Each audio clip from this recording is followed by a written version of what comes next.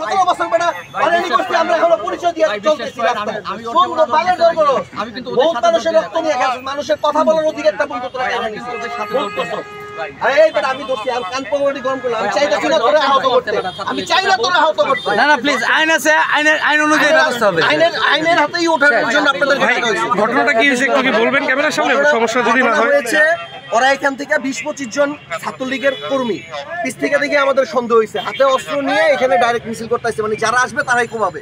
এখানে আমাদের বিএনপির কিছু ভাই বেরাদার ছিল, ওনারা এখান থেকে ওদেরকে ধাওয়া করার পরে আমি পিছনে থাকার পরে মনে করেন ওরা আমি আটক করি, ওরা আবার আমারও মারার চেষ্টা করছে, ও আবার ডাকছে ওই সব দিয়ে আমার আটকেছে, তো আমার ওরে কুবা আমার ছাড়া মানে ওরা অস্ত্রের মহড়া দিতেছিল ওই তো। হ্যাঁ হ্যাঁ, পরে ওই জায়গায় ওরে আটক করা হয়েছে। ভাইয়া এবার একটু আপনি তোর হাতে থেকেই পাইছি। ব্যানারটা যদি একটু ধরেন কেউ।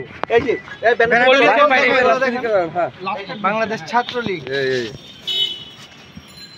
দর্শক যেমন দেখছেন এখানে কিন্তু বাংলাদেশ ছাত্রলীগ নিষিদ্ধ সংগঠনের একজন আম্মা আছে কোন জায়গায়, ঢাকা মেডিকেলে কোন সিটে আছে?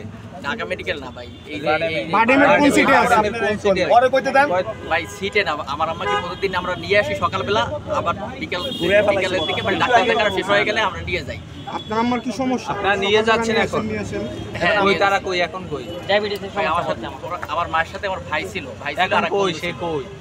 ওরা ভাই হয়তো এখন বের হয়ে গেছে বা ওখানে আছে। আপনি এখানে কেন আসছেন? ভাই আমি হেঁটে যাচ্ছিলাম, এদিকে কেন? ব্যানারটা কি আপনার কাছে পাই নাই? না ভাই আমার কাছে কোনো ব্যানার ছিল না। এই ব্যানার আপনার কোথা থেকে? ভাই আমার কাছে ছিল না।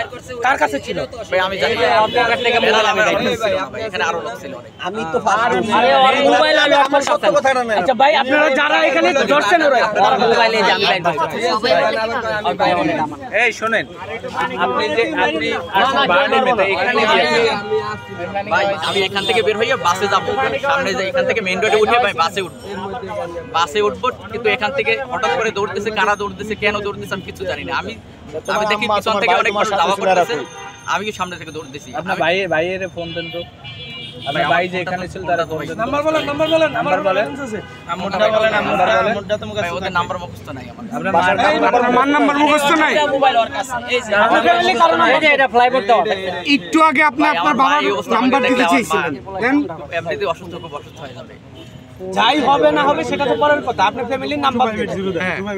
ভাই আপনি বললেন যে বাবার ফোন দিতে বলেন, আপনার বাবার নাম্বার বলেন। কারো নাম্বার মুখস্থ নাই আপনার? জি ভাই নাম্বার আছে। হ্যাঁ বলেন বলেন একজন একটা কল দেন ভাই, নাম্বারটা উঠান, উঠায় ফোন দেন। আমি উঠাই বলেন নাম্বার বলেন।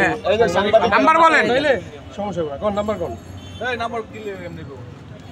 আচ্ছা এটা অফ রেখে নাম্বারটা নেন। একটা পা ভাঙে নেবে না, পঙ্গু দিলে যাইব। পানি কা পঙ্গু দিলে যাবো। পঙ্গু বারডেম যা আছে সব জায়গাতে হ্যাঁ কোন মারতে নাকি আছে কে নাকি মোবাইল ভেঙে গেলে মতি কথা কি চিন্তা করিস না। ভাই ঘটনাটা বিস্তারিত কাছ থেকে কে দেখছে একটু যদি আমার বড় ভাইটা ভাই কই ওই যে এদিকে